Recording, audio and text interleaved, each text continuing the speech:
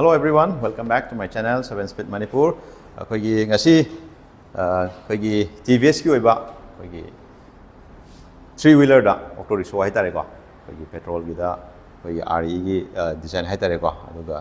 king oiba mileage su king oire hai tare gari se khoi Duramax Plus da ko hariba gari sigi details review video am semjar ke myam jemina se ado kanago machine sing na khoi showroom sigi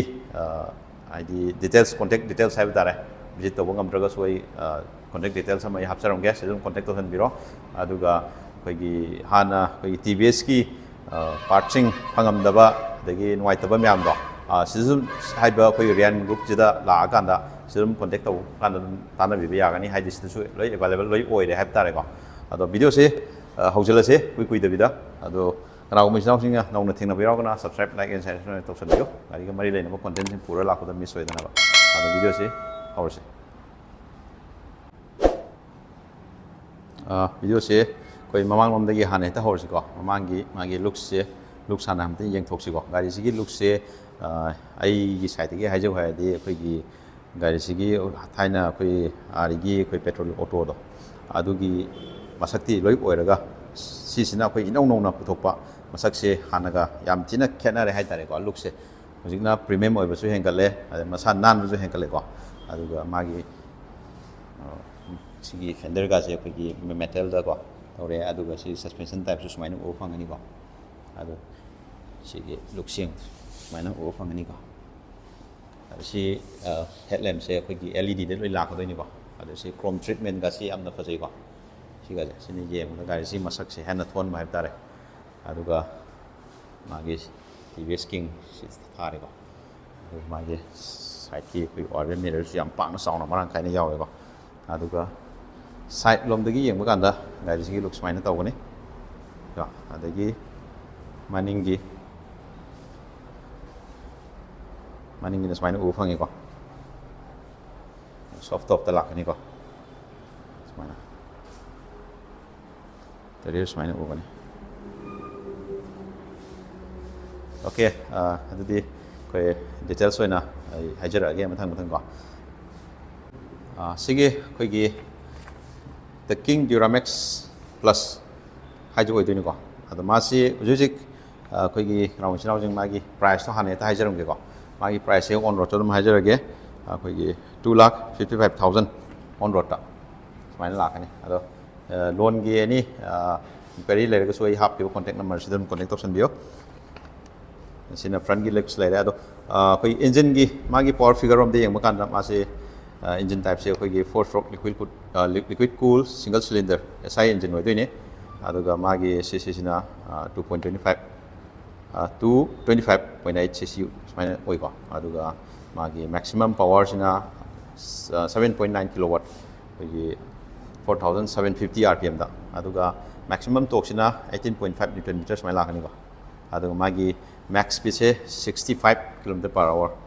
mai lakani ado si le front se maina o phangani LED de la ni TVS maina chrome na maina thagani ko LED de la ni mai facing asi wiper jaw jare aduga white koi windshield ko maina o phange ado fender se metal la ni tubeless tire de la ko ni ko 8 inch da mai color ga si yam noi ko aduga som da side ta lak pa kanda maina o phange ko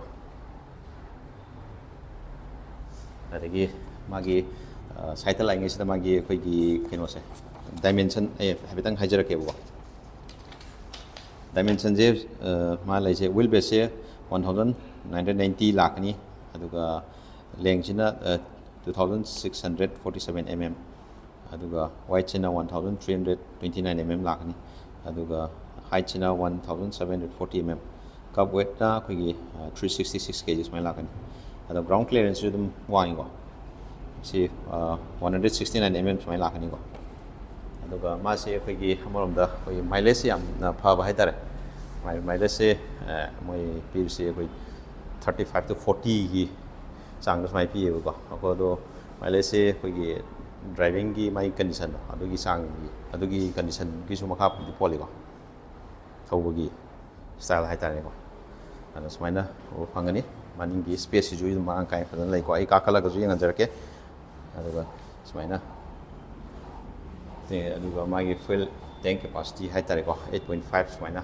ꯑꯣꯏꯀꯣ ꯑꯗꯨꯒ ꯃꯅꯤꯡꯒꯤ ꯁꯨ ꯁꯨꯃꯥꯏꯅ ꯎꯕ ꯐꯪꯒꯅꯤ ꯁꯤ ꯃꯅꯤꯡꯒꯤ bag light ꯁꯨꯃꯥꯏꯅ ꯂꯩꯒꯅꯤ ꯁꯤꯁꯦ ꯒꯥꯔꯗꯁꯦ ꯁꯨꯃꯥꯏꯅ ꯍꯥꯞꯄꯦꯀꯣ ꯁꯤꯁꯨ ꯌꯥꯝ ꯂꯤꯡꯅ ꯍꯥꯞꯄꯦꯀꯣ ꯑꯩꯈꯣꯏꯒꯤ ꯁꯤꯁꯨ ꯑꯩꯈꯣꯏꯒꯤ ꯕꯣꯗꯤ ꯆꯦꯁꯤꯁꯇꯨꯒ ꯀꯅꯦꯛ ꯇꯧꯔꯒ ꯂꯥꯛꯀꯗꯣꯏꯅꯤꯀꯣ ꯑꯗꯒꯤ ꯁꯣꯐ ꯇꯣꯞꯇ ꯁꯨꯃꯥꯏꯅ ꯎꯕ ꯐꯪꯒꯅꯤ ꯀꯩꯗꯧꯏ ꯃꯅꯨꯡꯒꯤ ꯀꯥꯈꯠꯂꯀꯥꯟꯗꯁꯨ ꯑꯩ ꯃꯥꯒꯤ ꯀꯝꯐꯔꯠꯇꯨꯁꯨ ꯑꯩ ꯍꯥꯏꯐꯦꯠꯇꯪ ꯍꯥꯏꯖꯔꯛꯀꯦꯀꯣ ꯑꯩ ꯍꯧꯖꯤꯛ ꯀꯥꯈꯠꯆꯔꯛꯀꯦ ꯁꯤꯅ ꯋꯥꯇꯔ ꯕꯣꯇꯜ ꯍꯣꯜꯗꯔ ꯂꯩꯔꯦꯀꯣ ꯁꯤ ꯃꯥꯒꯤ ꯁ꯭ꯇꯥꯔꯠ ꯇꯧꯕꯒꯤ ꯀꯩꯅꯣꯗꯨꯅꯤ ꯑꯗꯣ ꯁꯨꯃꯥꯏꯅ ꯂꯩ ꯁꯤꯠꯁꯤꯁꯨ ꯑꯗꯨꯝ ꯑꯗꯣ ꯃꯥꯒꯤ ꯁꯤꯠꯀꯤ ꯃꯥꯒꯤ ꯑꯩꯈꯣꯏꯒꯤ ꯀꯨꯁꯟꯁꯦ ꯑꯗꯨꯝ ꯌꯥꯝ ꯁꯣꯐ ꯑꯣꯏꯗꯦꯀꯣ ꯑꯗꯨꯝ ꯈꯔ ꯍꯥꯔꯗ ꯑꯣꯏ ꯁꯤꯅ ꯑꯩꯈꯣꯏ ꯐꯝꯕ ꯀꯥꯟꯗ ꯑꯩꯈꯣꯏꯒꯤ ꯀꯩꯅꯣ ꯇꯧꯕ ꯀꯥꯟꯗ ꯀꯨꯏꯅ ꯁꯥꯡꯅ ꯐꯝꯃꯛꯄ ꯀꯥꯟꯗꯗꯤ ꯁꯤꯅ ꯑꯃꯨꯛ ꯅꯨꯡꯉꯥꯏꯔꯛꯀꯗꯣꯏꯅꯤꯀꯣ ꯑꯗꯨ ꯀꯥꯈꯠꯀꯦ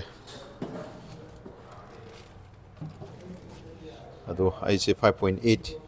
ꯃꯨꯛꯀꯤ ꯆꯥꯡꯅꯤꯀꯣ ꯋꯥꯡꯉꯤꯁꯦ ꯑꯩꯒꯤ ꯍꯥꯏꯠꯀꯤ ꯃꯇꯨꯡ ꯏꯟꯅ ꯍꯥꯏꯇꯥꯔꯦ ꯑꯗꯨꯝ ꯅꯤ ꯔꯨꯝꯁꯤꯁꯨ ꯁꯨꯃꯥꯏꯅ ꯎꯕ ꯐꯪꯒꯅꯤꯀꯣ ꯁꯣꯝꯗꯁꯨ ꯁꯨꯃꯥꯏꯅ ꯑꯗꯩ ꯃꯥꯒꯤ ꯁ꯭ꯄꯤꯗꯣꯃꯤꯇꯔ ꯁꯨꯃꯥꯏꯅ ꯎꯕ ꯐꯪꯒꯅꯤ ꯐꯨꯋꯦꯜꯒꯤ ꯂꯩꯔꯦ ꯑꯗꯩ ꯑꯣꯗꯣꯃꯤꯇꯔ ꯂꯩꯔꯦꯀꯣ ꯑꯗꯩ RPM ꯃꯤꯇꯔ ꯀꯩꯅꯣ ꯁ꯭ꯄꯤꯗꯀꯤꯗꯣ ꯁꯤ ꯂꯩꯔꯦꯀꯣ ꯑꯗꯒꯤ TBS ꯁꯨꯃꯥꯏꯅ ꯊꯥꯔꯅꯤ ꯑꯗꯨꯒ ꯁꯤꯗ ꯇꯔꯟ ꯏꯟꯗꯤꯀꯦꯇꯔ ꯂꯩꯔꯦ ꯑꯗꯒꯤ ꯂꯥꯏꯠꯀꯤ ꯂꯩꯔꯦꯀꯣ ꯁꯤꯅ ꯑꯞ ꯗꯥꯎꯟ ꯀꯣ ꯁꯤꯅ ꯂꯥꯏꯠ ꯑꯣꯟ ꯇꯧꯕꯒꯤ ꯑꯗꯩ ꯁꯤꯁꯤꯅ ꯑꯩꯈꯣꯏꯒꯤ ꯋꯥꯏꯄꯔꯒꯤ ꯂꯩꯔꯦꯀꯣ ꯑꯗꯩ ꯁꯤ ꯍꯣꯔꯟ ꯂꯩꯔꯦ ꯁ꯭ꯇꯥꯔꯠ ꯁꯤ ꯂꯩꯔꯦꯀꯣ ꯁꯤꯅꯤ ꯕꯦꯁꯤꯛ ꯑꯩꯈꯣꯏꯒꯤ ꯏꯟꯐꯣꯔꯃꯦꯁꯟ ꯍꯥꯏꯇꯥꯔꯦꯀꯣ ꯑꯗꯩ E20 ꯁꯞꯄꯣꯔꯠ ꯂꯥꯛꯑꯅꯤꯀꯣ ꯑꯗ ꯁꯤꯁꯤꯗ ꯃꯥꯒꯤ ꯕꯣꯛꯁ ꯑꯩꯈꯣꯏ ꯀꯩꯀꯩ ꯍꯥꯞꯄ ꯌꯥꯕ ꯑꯩꯈꯣꯏ ꯈꯔ ꯑꯗꯨꯝ ꯁꯤꯗ ꯌꯥꯎꯔꯤꯕꯀꯣ ꯑꯗꯩ ꯁ꯭ꯄꯤꯀꯔꯒꯤꯁꯨ ꯁꯤꯗ ꯌꯥꯎꯔꯦ ꯑꯗꯨꯒ ꯁꯤꯗꯁꯨ ꯑꯩꯈꯣꯏꯒꯤ ꯄꯋꯥꯔ ꯁꯣꯀꯦꯠ ꯍꯥꯏꯇꯥꯔꯦ ꯁꯨꯃꯥꯏꯅ 12 ꯚꯣꯜꯠꯀꯤ ꯀꯣ ꯁꯨꯃꯥꯏꯅ ꯑꯃ ꯍꯥꯞꯄꯦꯀꯣ ꯁꯨꯃꯥꯏꯅ ꯎꯕ ꯐꯪꯒꯅꯤ ꯍꯥꯏꯇꯥꯔꯦ ꯑꯗꯨꯒ ꯑꯩꯈꯣꯏꯒꯤ ꯁꯤꯅ ꯑꯩꯈꯣꯏꯒꯤ ꯐ꯭ꯂꯨꯏꯠ ꯁꯨꯃꯥꯏꯅ ꯍꯥꯞꯄꯦ ꯀꯣ ꯁꯤꯅꯤ ꯑꯩꯈꯣꯏꯒꯤ ꯐ꯭ꯔꯟꯒꯤ ꯑꯣꯏꯅ ꯍꯥꯏꯇꯥꯔꯦ ꯑꯗꯨꯒ ꯁꯤꯁꯤꯗ ꯂꯥꯏꯠ ꯑꯃ ꯀꯣ ꯁꯨꯃꯥꯏꯅ ꯂꯥꯏꯠꯀꯤ ꯑꯃ ꯁꯤꯗ ꯌꯥꯎꯖꯔꯦ ꯑꯗꯩ ꯁꯤꯗ ꯑꯩꯈꯣꯏ ꯈꯨꯠ ꯄꯥꯏꯐꯝ ꯁꯨꯃꯥꯏꯅ ꯍꯥꯞꯄꯦꯀꯣ ꯁꯣꯝꯒꯤꯗꯤ ꯌꯥꯎꯗ꯭ꯔꯦ ꯑꯗꯣ ꯃꯅꯤꯡꯗ ꯑꯃꯨꯛ ꯀꯥꯔꯒ ꯑꯃꯨꯛ ꯌꯦꯡꯁꯤ ꯐ꯭ꯔꯟꯒꯤ ꯑꯩꯈꯣই ꯁꯝꯂꯞꯄ ꯗꯤꯇꯦꯜꯁ ꯁꯨꯃꯥꯏꯅ ꯎꯠꯄ ꯂꯣꯏꯔ ꯃꯇꯨꯡꯗ ꯑꯃꯨꯛ ꯃꯅꯤꯡꯗ ꯑꯃꯨꯛ ꯌꯦꯡꯁꯤ ꯍꯥꯏꯇꯥꯔꯦꯀꯣ ꯑꯗꯨꯒ ꯁꯤ ꯃꯅꯤꯡꯂꯣꯝꯗ ꯑꯃꯨꯛ ꯀꯥꯁꯦ ꯀꯃꯥꯏꯅ ꯇꯧꯒꯦ ꯍꯥꯏꯕꯗꯨ ꯌꯦꯡꯁꯦ ꯁꯤꯁꯤꯅ ꯑꯩꯈꯣꯏꯒꯤ ꯃꯥꯒꯤ ꯊꯣꯡꯗꯨ ꯂꯩꯔꯦꯀꯣ ꯁꯨꯃꯥꯏꯅ ꯍꯥꯡꯇꯣꯛꯑꯅꯤ ꯁꯤ ꯁꯦꯐꯇꯤ ꯐꯤꯆꯔ ꯑꯃ ꯑꯣꯏꯅ ꯁꯤꯁꯨ ꯌꯥꯝ ꯐꯔꯦꯀꯣ ꯑꯗꯣ ꯑꯩ ꯑꯃꯨꯛ ꯃꯅꯤꯡꯗ ꯑꯃꯨꯛ ꯀꯥꯁꯤꯀꯣ ꯃꯅꯤꯡꯗ ꯀꯥꯁꯤ ꯑꯗꯨꯒ ꯌꯦꯡꯁꯤ ꯑꯩ ꯁ꯭ꯄꯦꯁꯇꯣ ꯑꯗꯩ ꯁꯤꯁꯨ ꯑꯩꯈꯣꯏꯒꯤ ꯔꯕꯔ ꯄꯦꯠ ꯑꯃ ꯁꯨꯃꯥꯏꯅ ꯍꯥꯞꯄꯦꯀꯣ ꯑꯩꯈꯣꯏ ꯀꯥꯈꯠꯄꯗ ꯑꯩꯈꯣꯏꯒꯤ ꯁꯤꯗꯩꯗ ꯈꯦꯠꯄꯗꯣ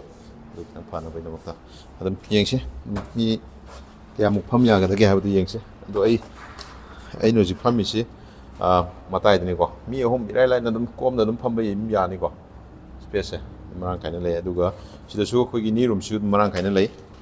ꯀꯣ ꯁꯨꯃꯥꯏꯅ ꯃꯤ ꯑꯍꯨꯝ ꯀꯣꯝꯅ ꯐꯝꯕ ꯌꯥꯏ ꯑꯗꯨ ꯒ꯭ꯔꯦꯞ ꯍꯦꯟꯗꯜ ꯁꯨꯃꯥꯏꯅ ꯑꯅꯤ ꯄꯥꯏꯐꯝ ꯑꯗꯩ ꯁꯤꯗꯁꯨ ꯈꯨꯠ ꯄꯥꯏꯐꯝ ꯀꯣ ꯁꯨꯃꯥꯏꯅ ꯂꯩꯒꯅꯤ ꯑꯗꯣ ꯃꯤ ꯑꯍꯨꯝꯗꯤ ꯌꯥꯝ ꯀꯣꯝꯅ ꯑꯗꯨꯝ ꯐꯝꯕ ꯆꯜꯂꯦ ꯑꯗꯨꯒꯤ ꯃꯊꯛꯇ ꯑꯃꯨꯛ ꯄ꯭ꯂꯁ ꯑꯩꯈꯣꯏꯒꯤ ꯃꯅꯤꯡꯗ ꯑꯩꯈꯣꯏ ꯄꯣꯠ ꯆꯩ ꯍꯥꯞꯐꯝ ꯍꯥꯏꯇꯥꯔꯦ ꯁꯤꯁꯤꯗ ꯑꯩꯈꯣꯏ ꯂꯒꯦꯖ ꯀꯣ ꯁꯤꯒꯤ ꯃꯅꯤꯡꯁꯤꯗ ꯍꯥꯞꯄ ꯌꯥꯅꯤꯀꯣ ꯑꯗꯨꯝ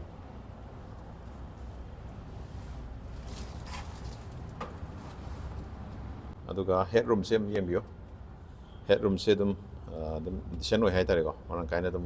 ꯎꯕ ꯐꯪꯉꯦ ꯍꯦꯠ ꯔꯨꯝꯁꯤꯁꯨ